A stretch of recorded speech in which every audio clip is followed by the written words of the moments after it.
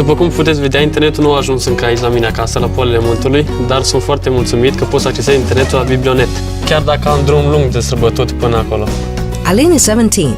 He lives near Baru, a village of about 3,000, where people still keep many of their traditional ways. His house is in an isolated area, but this doesn't stop him from getting in touch with the rest of the world and modern technology due to the Biblionet Program. Având și eu puține cunoștințe despre internet și acasă cum nu am internetul pentru că nu a fost posibilă legătura, vin aici la Biblionet și culeg informații, cum ar fi, de exemplu, acum aș avea nevoie de o drujbă și pe internet sunt foarte multe variante cu prețuri diferite și consider că pentru mine este un mare avantaj ca să pot accesa internetul.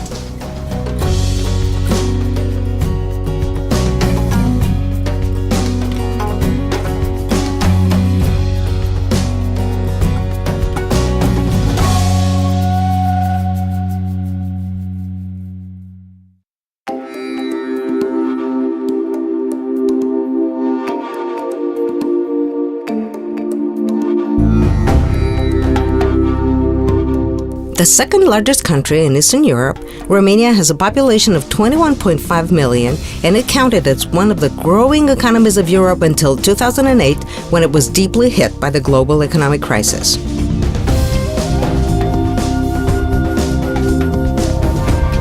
The 20 years since the 1989 revolution have taken public libraries off the social agenda, while very few Romanians use their services and outdated book collections. This was especially felt in rural areas where, because of scarce resources, many public libraries have either been temporarily or permanently closed. Nimeni nu a știut ce să facă cu schimbările care au intervenit de după 89 și nimeni nu a avut o strategie coerentă pe termen mediu, pe termen lung în privința bibliotecilor publice. Și între timp, biblioteca publică s-a degradat. The 2,900 public libraries in Romania are still regarded as places destined mostly for book lending and various cultural events. Yet, users' perception is gradually changing. Astăzi, bibliotecile trebuie să îndeplinească o funcție majoră și ele devin și centre culturale și centre de socializare. Acest lucru este important să se împlinească în fiecare bibliotecă publică din țară și din lume. A new historic date, April 23, 2009, marks the beginning of a process meant to breathe new life into the national system of public libraries. Biblionet, a 5-year program that facilitates free access to information for Romanian citizens, is launched on the National Librarians' Day. When the Bill and Melinda Gates Foundation decided to work with Romania, it was based on two overall evaluation criteria. They usually pick a country based on the country's need, and obviously Romania has quite a bit of need, but also the capacity to absorb and to maintain the type of investment that they're making. The overall goal is to provide Romanian citizens with the access to information. Until 2014, Romania's Biblionet program, implemented by the International Research and Exchanges Board, IREX, with a $26.9 million investment from the Bill and Melinda Gates Foundation, will help libraries better serve their communities through technology and training, will provide assistance to the National Association of Public Libraries and Librarians in Romania, and foster government support for the library system. The average book on the shelf in a Romanian library is 42 years old, and only 9% of Romanians use public libraries. And it's very hard for librarians then to justify the types of money or funding instruments they need to purchase books, to purchase additional materials. It's hard to go to a mayor to ask for more funds to draw them in. The overall goal of the Global Libraries Initiative, developed by the Bill and Melinda Gates Foundation, is to narrow the digital divide in countries around the globe. When people go online, a world is opening before their eyes. Eu nici nu mai știu cum era viața înainte de internet. Cu toate că eu nu sunt unul care de dimineață până seara stă în fața calculatorului și se uită pe internet. Dar important este să nu avem nicio comunitate locală, cât de mică e acea comunitate, fără acces la internet. Foarte mulți oameni din comunitate au început să viziteze biblioteca, chiar dacă până atunci nu veniseră aici. Toată lumea are acces la informație, indiferent de condiția socială din care aparține. Când avem internet la bibliotecă, venim mult mai des, venim mai mult și căutăm fiecare ce dorim. Persoane din vârstă din sat, care au copilași plecați la muncă în străinătate, au început să ia legătura cu dânsii. Și-au trimis analize medicale scanate pe multifuncționala de la Biblionet și au primit răspunsuri pentru consultații programate în orașele mari ale țării. Putem vedea filme, ne putem informa pentru diferite referate, gramatică, definiții la obiecte. De asemenea și alte persoane care erau în căutarea unui loc de muncă și-au depus CV-urile și prin intermediul unor site-uri de specialitate și-au găsit și loc de muncă. Toate informațiile care le doreau le-au găsit aici. Mai nou, foarte mulți din comunitatea unde se află aceste centre și nu numai din comunitățile respective, chiar din satele și comunele adiacente, vin să-și completeze formularele online către instituțiile statului. On average, when computers are installed and librarians are trained and they're going out and they're doing outreach with their communities, we're seeing about a 40% increase in usership of those libraries where we've invested. On a cold winter day, several libraries in the Buzău County were waiting to celebrate the arrival of new equipment. Începând de ieri, Buzău beneficiază de instalarea celor calculatoare promise și nu numai de calculatoare, e vorba de camere web, de scanere, de videoproiectoare și tot ce înseamnă instalarea acestor aparaturi care să ducă la niște servicii moderne de bibliotecă. Astăzi e o zi mare pentru bibliotecă și pentru mine personal ca bibliotecar. Avem un nou serviciu de calculatoare cu internet pentru public. Datorită acestui serviciu vom avea mai mulți utilizatori. Libraries now look different. But Biblionet is not only equipping libraries. It is a program that focuses primarily on librarians who are essential in the repositioning process of the library as a living force in the community. Biblioteca județeană îndeplinește rolul metodic pentru aceste biblioteci și ea va fi instituția care va gestiona programul de instruire permanentă a bibliotecarilor din bibliotecile publice din județ. Each librarian involved in the Biblionet program attends a series of intense trainings that empower them with new knowledge and skills and builds their self-confidence. The training process has 3 pillars: IT and library management, new library services, and communication, networking, and advocacy. Am învățat lucruri despre care nici măcar nu știam că există. Pur și simplu mi-a transformat viața. Biblionet is also equipping the county libraries with laptops and other equipment, thus creating training centers where knowledge and content is transferred to local librarians. This is a mobile training lab able to shift and adapt to the participants' specific needs. Cursul acesta a fost cerut de către bibliotecari să se desfășoare cât mai aproape de ei și am venit în întâmpinarea lor aici la Tecuci. Nela Gogota of Cosmești, Galați County, has been a librarian for over 20 years. Participating in the Biblionet training sessions, she has new perspectives and ideas for her work. De când a intrat programul Biblionet, numărul utilizatorilor a crescut, cerințele sunt mult mai mari. Programul Biblionet reprezintă o nouă etapă în viața bibliotecii, dar și în viața mea ca om și ca bibliotecar. The training process is meant to empower librarians to provide new services, marking a new stage in their profession and enhancing their status.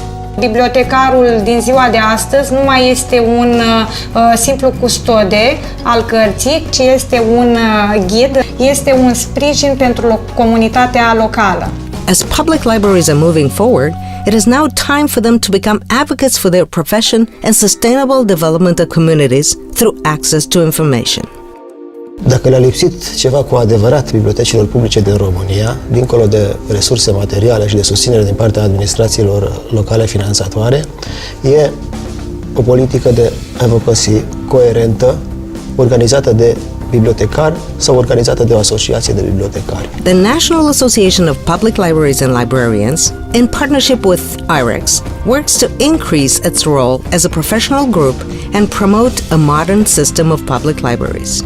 New technology has also changed working procedures as Skype and other internet applications allow for meetings in a virtual conference room. Misiunea noastră în acești ani este să pregătim asociația pentru ca ea să poată susține sistemul de biblioteci creat prin programul Biblionet. To have impact on the development of modern public library system in Romania, the IREX team develops innovative ideas together with the National Association of Public Libraries and Librarians to build a platform for sustainability. If local public authorities are aware that 40% more people are using that library, it allows the librarian to then go ask for even more additional resources, new books, the kinds of things that children would like to read, the types of things that would turn a library into a community center, things that don't necessarily cost a great deal of money, but allow it to attract more patrons. De fiecare dată rămâne loc de mai bine. Dorim să facem o dotare corespunzătoare cu o anumită aparatură care mai este necesară, să aducem un fond de carte mai bun, o carte care se cere de către tinerii noștri, de către oamenii din comună și ușa acestui biblionet, de oricine va fi deschisă, va rămâne impresionat. IREX isn't capable of being able to reform the entire public library sector. This is something that has to be done by all of us. We all have to contribute in some way, shape, or form. That is the reason we're looking to expand and find the types of partners that would be interested in building communities. Computer use is no longer a fancy idea, but a contemporary tool for communicating with citizens, an aspect which Romanian authorities understood they need to work upon. Modern libraries can provide access to information and e-skills such as e-government services. Library patrons can now fill in financial forms or apply for specific funds. În primul rând, acest parteneriat dă o altă dimensiune bibliotecii și bibliotecarilor din mediul rural în contextul înaintării României spre societatea informațională. The actual physical infrastructure, though, isn't enough. What we are telling everybody, and what I think the Ministry of Communications understood, is that the library has the human resource capital necessary. It has the librarian who can actually teach people how to get online and use those types of online services. Recognizing this advantage, especially for rural areas, government representatives are promoting libraries as a national priority. Eu am convingerea că vom găsi în 2011 câteva puncte concrete, atât pentru a îmbunătăți cadrul legislativ, cât și pentru a găsi o soluție de finanțare pentru un program național. The IREX team has established a collaboration strategy with Peace Corps Romania to increase the joint impact for long-term sustainability. Many of our volunteers are working in small rural communities, and that's where a lot of the Biblionet libraries are. And there's just a natural link between schools, which is where many of our volunteers are, and libraries. I help teach English as a second language, and along with that, I work at a kindergarten and teach various youth groups to teenagers. A lot of my kids are from villages, so one of the things I always try to promote is the use of technology and how to keep them connected to the world. We have created an enormous partnership with Intui Text. They have donated roughly €1 million worth of software that will be going into every library that we work with. Parteneriatul cu IREX a implicat dotarea cu 4500 de pachete de lecții interactive pe calculator, astfel încât și copiii din acele zone să aibă șansa și să aibă acces la tehnologie nouă și la o nouă formă de învățare. Through Biblionet, examples are proving that librarians have the ability to mobilize a variety of users in amazing projects. Noi suntem câțiva dintre membrii Asociației Străjerii Barului, asociație de tineret care practic a luat o formă datorită programului Biblionet. Este punctul nostru de socializare, punctul în care avem acces la informație maxim, în sensul că internetul ne oferă totul. Chiar aici, în Biblionet, anul trecut a luat naștere ideea proiectului cu tema Desenează-mi un drept. Am vrut să participăm la acest concurs deoarece să arătăm lumii întregi că avem drepturi și pe care trebuie să le respectăm. Copiii noștri au obținut locul întâi la București, apoi au fost răsplătiți cu o excursie la Bruxelles, unde și acolo iarăși au fost premiați, tot locul întâi obținând. Cu ajutorul voluntarilor bibliotecii, tineri pe care pot să zic că i-am crescut, am reușit să mutăm biblioteca din spațiul vechi în noul spațiu în numai 3 zile.